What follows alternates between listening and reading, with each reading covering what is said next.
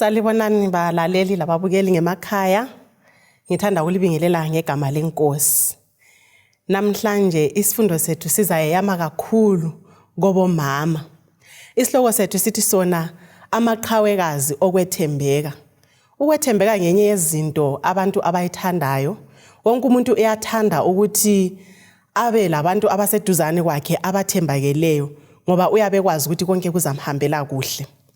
Namhla sizakhangela amaqhawekazi okwethembeka esiwathola eBhayibhelini. Iqhawekazi ngumuntu owesifazana oncomekayo ngokwenza into ethile etshengisa ukuthi ulesibindi. Ngezinye indlela uyabe enze into engakhangelelwanga ukuthi owesifazana wonke engenelisa ukuyenza. Kungakho namhla ke sizakhuluma ngamaqhawekazi lanxa eBhayibhelini bengakhanyi kangako. Ngolimi lwababalisi kungabalingiswa abangathi ngabathuleyo. Isikhathi esiningi sijayele ukukhuluma ngabo Deborah, ngabo Esther, abesifazana abadumileyo abazakala kakhulu eBhayibhelini. Kodwa namhlanje sifuna ukukhangela abanye abalokuthile abakwenzayo okuncomekayo eBhayibhelini. Kungakho kuthiwa ngamaqhawekazi okukholwa. Ekuphetheni kwalesi sifundo sikhangelele ukuthi lathi sibe ngamaqhawekazi okwethembeka ekukholweni. Ngezigaba lapho umlimi asifake khona mhlawumbe ngokusebenza, ngokuhlala, kulezinye izikhathi esiba le advantage eyokuthi senelise ukuba lamandla phezu kwabanye abantu. Kukanti khona lapho umlimi yikho lapho aweya khona akala ukukholwa kwethu, kulapho umlimi afuna ukubona ukuthi thina sizakwenza njani. Cabanga ukuthi emsebenzini nxa ungaphiwa ithuba lokuthi ube lamandla, kuyini ongakwenza, ungabe ngokuhle kumbe kungabe ngokubi. Namhla isifundo sethu sisithola ku-Exodus 1. Indaba yethu izaqalela kakhulu kuvesi 15. Sithola lesi sifundo ngemva kokuthi abantwana bako-Israyeli bethunjiwe beseGibhite. uFaro owayesazana loJosefa owayevikele iGibhite ukuthi ingabi lendlala wayesefile. Lo owayekhona wayengamazi uJosefa, kungakho waqala ukuhlukuluza abantwana bako-Israyeli. Nxa ebahlukuluza uyananzelela ukuthi bayanda ngamandla. Wasedinga amacebo okuthi mhlawumbe engazama ukuthi ehlise ukwanda kwabantwana bako-Israyeli. Uba lomcabango ke ongamuhle olocuku omubi kakhulu esiwuthola kuvesi 15. Kuthiwa khona inkosi yasibiza, inkosi uFaro yasibiza ababelethisi besiHebheru. Omunye wabo okwakunguShipra, omunye kunguPhuwa. Yathi nxa lisiza abafazi bamaHebheru ukubeletha, lingabona kungowesilisa limbulale. Kodwa nxa kungowesifazana limekele aphile. Namhlanje omama esikhuluma ngabo abalingiswa abathule eBhayibhelini nguShipra loPhuwa. Babe ngababelethisi laba bantu abesiHebheru. Nansi inkosi ibalanda. Asikho ukuthi babe babili kuphela ababelethisi, babe banengi, kodwa inkosi ikhetha bona. Mhlawumbe isizathu sokubakhetha kwakungukuthi bathembakele emsebenzini wabo. Inkosi yayikhangelele ukuthi ingabakhetha ngempela bazakwenza njengokutsho kwayo. Cabanga kunguwe usuphiwe umlando ongaka, kukhangelelekile ukuthi funa kwakuza kuba lomvuzo othile nxa bengenza umlayezo wenkosi njengoba mhlawumbe babe ngapromotwa, mhlawumbe babe ngaphiwa inotho, mhlawumbe babe ngacela loba yini abayifunayo. Nxa sebephelelisile lokho inkosi ekufunayo babe ngakuphiwa, funa kwakungabanika lodumo oluhle. Kodwa laba besifazana bayenzani nxa bephiwa ithuba elinje inkosi ukuthi bayenze into emangalisa kangaka? Uvesi 17 uthi yena kodwa ababelethisi besaba uNkulunkulu, abenzanga njengokulaywa kwabo inkosi yeGibhite, baphephisa abantwana besilisa baphila. Omama laba bathi sebesele bodwa ngemva kokuphiwa umlayezo instruction inkosi. Bathi nxa sebebodwa bathi bona hayi thina lokho asoze sikwenze ngoba sesaba inkosi. Omama laba basebekhetha ke ukuthi balalele uNkulunkulu kulokulalela umuntu. Kuthiwa nxa sesikuvesi 18 kulendlela athile abakhetha ukuthi benze ngayo. Abazange baqholoze, abazange bale phambi kwenkosi. Kodwa kuthiwa khona omama laba babesithi nxa sekulo wesiHebheru ofuna ukubeletha bathathe ithuba labo baphuze ukuhamba. Inkosi yasinanzelela ukuthi lokho ekufunayo asikho kwenzakalayo. Abantwana loke bezalwa, loke besanda, abangabafana futhi bayaphepha. Kukanti ke yona ithe bebulawe. Kuthiwa inkosi yabe sibabiza. Uvesi ngo-18 ka-Exodus 1 ithi yona inkosi yeGibhithe yasibabiza ababelethisi yathi kubo, likwenzeleni lokhu, lisindisa abantwana besilisa bephila. Uvesi ngo-19 uShipra loPhuwa bamphendula uFaro bathi, kungoba abafazi besiHebheru abafani labeGibhithe, ngoba bona balamandla futhi baqinile, baphanga babelethe umbelethisi engakafiki. Sinanzelela ukuthi mhlawumbe ngenxa yokukholwa kwabo inkosi yabanika ukuhlakanipha ukuthi benelise ukucabanga indlela yokuziphephisa olakeni lwenkosi ngokungenzi isigalesi esibi. Kule ndlela uNkulunkulu abaphephisa ngayo. Xa sibakhangela laba abantu ababili uShipra loPhuwa laba babelethisi, kulezifundo ke esikhangelele ukuthi siphume lazo eziza kusincedisa njengabomama, eziza kusincedisa njengabantu bonke ekukholweni. Sizananzelela ukuthi mhlawumbe isifundo sokuqala esisitholayo ababelethisi babe sesaba inkosi. Kambe thina lapha esibize khona emsebenzini esikiyo, kambe siyenza ngokwesaba inkosi yini? Kambe thina lapho esilamandla khona mhlawumbe ekhampanini, mhlawumbe emulini, mhlawumbe kungaphi lapho olamandla khona wena, ukwenza ngokwesaba inkosi yini? Kumbe wena ukwenza ube yisandla esokuhlukuluza labo abangela mandla? Singananzelela umsebenzi ababewuphiwe lo wawunzima ngenxa yokuthi khona kwakumele bathi take advantage of abantu abangela amandla. Kwakumele ukuthi khona abantu laba kwakungela bangabenza khona nxa babengafuna ukuthi bakwenze. Nxa bembelethisa bathatha umntwana bamkhame afi, wayengeke walwisa, wayengeke wabona mhlawumbe lokuthi yikho sokwenzakela. Kodwa ngenxa yokuthi besaba inkosi abazange bakwenze khona lokho okubi.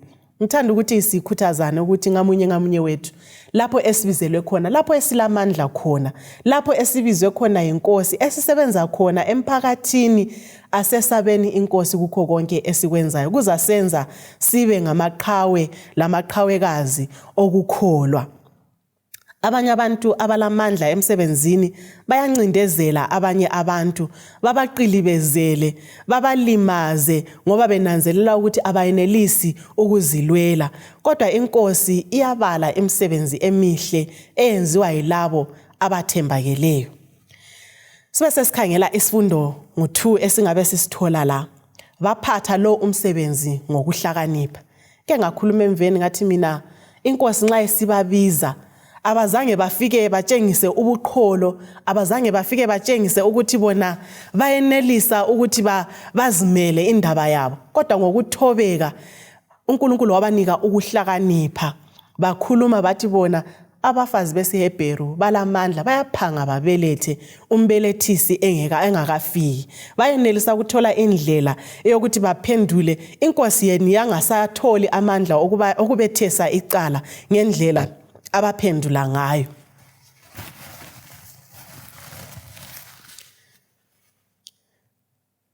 Abantu laba uShipra loPhuwa bakhetha ukuba lusizo emphakathini. Bakhetha ukuthi lanxa babephiwe amandla, lanxa babengenelisa ukuthi bayenzeni, bakhetha ukuthi bangabi ngabantu abalocuku kodwa babe ngabantu abaphephisayo. Bacabanga mhlawumbe ukuthi kambe umama ezithwale inyanga ezingu-9 abesesithi esebeletha umntana ke sithi sengizathola umntwana, abesenanzelela ukuthi sembulela umntana wakhe. Mhlawumbe kwathontela enhlizweni zabo bananzelela ukuthi le kuyinto embi. Esinye njalo isifundo esisitholayo ngesokuthi bakhetha ukulalela inkosi kulokulalela umuntu. Abanye bethu siqhatshiwe, abanye bethu sibancane ezimulini, okokuthi siyabe singela amandla ukuthi senze ulutho oluthile.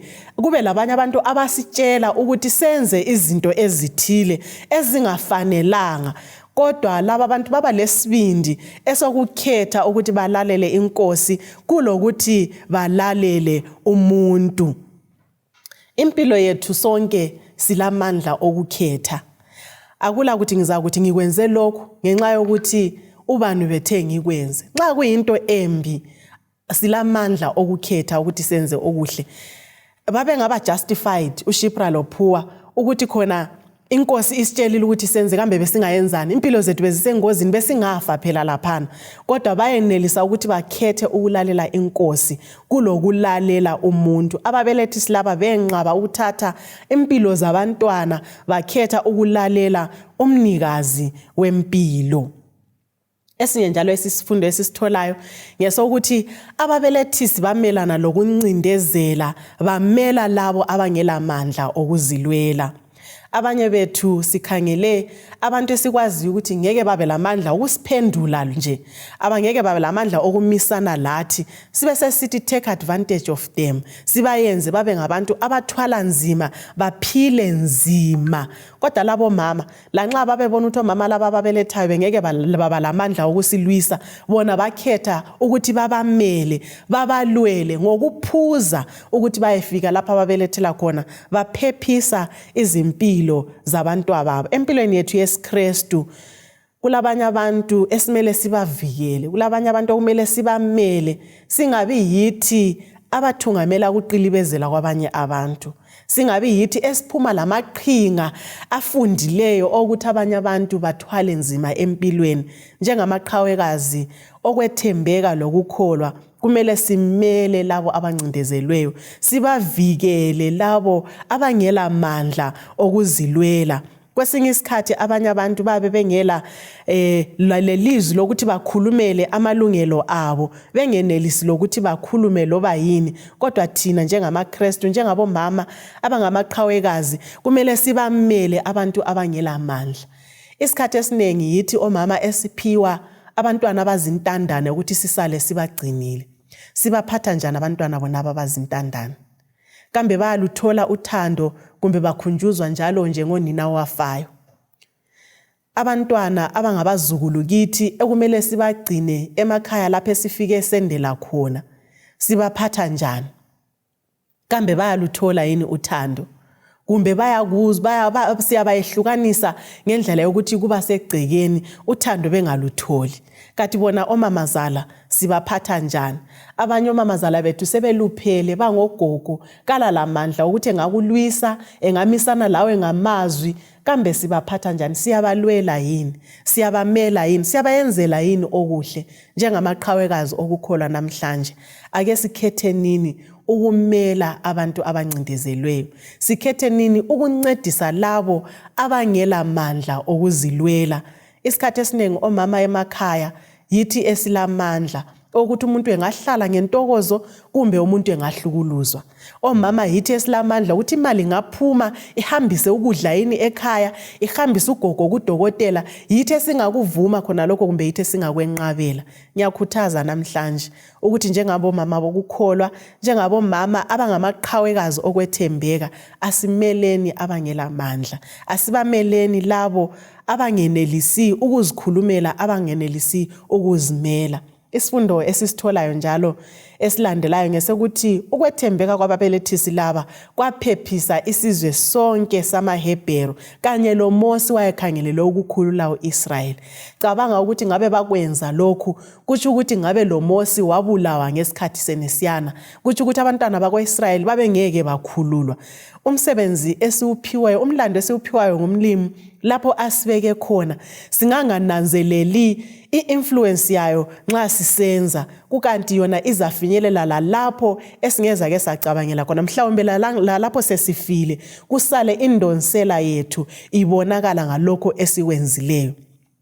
Ababelethisi laba benza ukuthi kwenelise ukuthi abantwana besilisa baphephe ko-Israyeli, emaHebheru wonke haphepha, baphila, isizwe sika-Israyeli sakhula, kwaba khona abathungameli. Inkosi yayikhethile ukuthi baza kuba khona ukuthi bathungamele abantwana bakwa-Israyeli njengoMosi. Lapho inkosi ekufake khona, ifuna wena ulwele abangela mandla okuzilwela ababuthakathaka, hatshi ukubancindezela lokukhwezela ukuhlukuluzwa kwabo.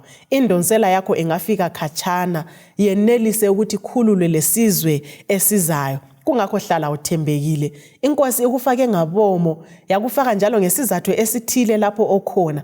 Amandla owaphiweyo inkosi wavumele ukuthi ube lawo, ungehlulekisi icebo lenkosi lokuvikela labo okukhangelele ukuthi bavikelwe indonsela yakho langokwenza kwakho. Isifundo njalo sokugcina engisitholileyo kule indaba kaShipra loPhuwa esithola kuExodus 1 ivesi 15 sisehlalayo. Kuthiwa khona inkosi yababusisa, yabavunza ngesenzo sabo esihle. Amen. Ukwenza okuhle izikhathi zonke kuletha impumela enhle. uNkulunkulu ngeke agodle into enhle kulabo abayenza okuhle. Uvesi 20 kaExodus 1 uthi yena inkosi yabapha izimuli zabo ngenxa yokwenza kwabo khona lokho abakwenzayo ukuphephisa abantwana besilisa bamaHebheru. Funa ngabe balalela inkosi uFaro babulala abantwana bonke ababezalwa ngalesiyana sikhathi, mhlawumbe babengeza ke baba lezabo izimuli. Kodwa ngenxa yokwenza into enhle, ngenxa yokwethembeka kwabo, inkosi yababusisa yabanika ezabo izimuli. Kwesinye isikhathi ngokungathembeki kwethu lapho uNkulunkulu asifake khona ngokusethemba sizivalela izibusiso eziningi. Mhlawumbe abantwana bona labo uNkulunkulu akuphe bona ukuthi bagcine yibo abazakugcina kusasa, yibo uNkulunkulu akhangela ukuthi bazaphumelela bafike khatshana le eyakho impilo ibisisiba lula ngenxa yabo. Kodwa ngendlela esibaphatha ngayo bazasiflathela bengaphindi baphenduke. Ngendlela esenza ngayo siyazivalela izibusiso ebekukade zisifanele. uShipra loPhuwa inkosi yababusisa, yabanika umvuzo. Kwesinye isikhathi ungabona sengathi okuhle okwenzayo akula mvuzo ovelayo mhlawumbe obambekayo owubonayo.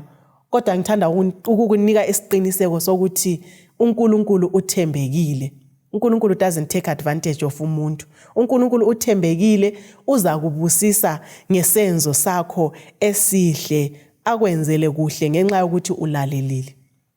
Nxa sigoqa indaba yethu sinanzelela ukuthi izifundo esizitholileyo ziyasitshengisa ukuthi eBhayibhelini omama laba lanxa bengabalingiswa abathuleyo, izifundo zabo zilensilela enkulu ezitshiyayo kithi.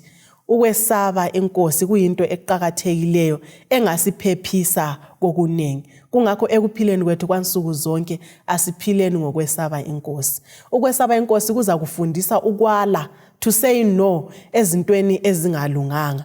Ukwethemba lokwesaba uNkulunkulu kuzasinqanda ekwenzeni ezinye izinqumo ezingancindezela zihlukuluze abanye abantu, esingathi thina is to take advantage of abanye abantu. Siyananzelela njalo ukuthi inkosi nxa usenza okufaneleyo iyakupha ukuhlakanipha, ukuthi uziceze mhlawumbe kumpumela embe kade ingaba khona. Sikhulumile sathi thina uShipra loPhuwa uNkulunkulu wabanika amazwi ahlakaniphileyo ukuthi hayi asithi esiyenze ngabomo, kodwa mama laba bahle baphange babelethe thina singakafiki. Kuthiwa ngesizathu sena leso inkosi ayizange ibathukuthelele, ayizange ibayinike icala. If you decide to do good, ungakhetha ukwenza kuhle, uNkulunkulu uyakupha indlela yokuphunyuka lalapho omubi akade ekuthiye khona. Sinanzelele njalo ukuthi kusemandleni ethu izikhathi zonke ukulalela inkosi. We have a choice. Kungakho ngazo zonke izikhathi asikhetheni ukulalela inkosi kulokulalela umuntu. Kuzasenza ukuthi inkosi ibe lathi. Nxa thina singakhetha ukuzenzela okwethu, uNkulunkulu uzakuma eceleni engasasincedisi, kodwa singakhetha ukulalela inkosi kuzayenza ukuthi uNkulunkulu ame lathi asinqobise kukho konke esihlangana lakho. Ngazo zonke izikhathi asibeni kwazi ukuthi lanxa into yakho izwakala inkulu kanganani, izwakala isinda okunganani, kungathi akulandlela yokuphunyuka, we always have a choice. Sinanzelele njalo ukuthi njengabomama, njengabantu abakholwayo, kumele silwele abangayenelisi ukuzilwela. Kumele siyenelise ukuthi sithi stand for labo abangela amandla. Kwesinye isikhathi uNkulunkulu kuphe wena amandla ngabomo so that you save the entire Hebrew nation. uNkulunkulu kuphile lawo mandla ukuthi kube labantu abathile abazaphepha ngendlela oyenza ngayo. Xa singahlala sithembekile, isifundo esimqoka engisitholileyo, uNkulunkulu uthembekile, uza kusibusisa. Sengathi inkosi ngasiphathisa njengamaqhawekazi okwethembeka xa siza kulwisa ukuhlala singabathembekileyo, xa siza kulwisa ukuthi senze okuhle izikhathi zonke. Inkosi isibusise, siyabonga. Amen.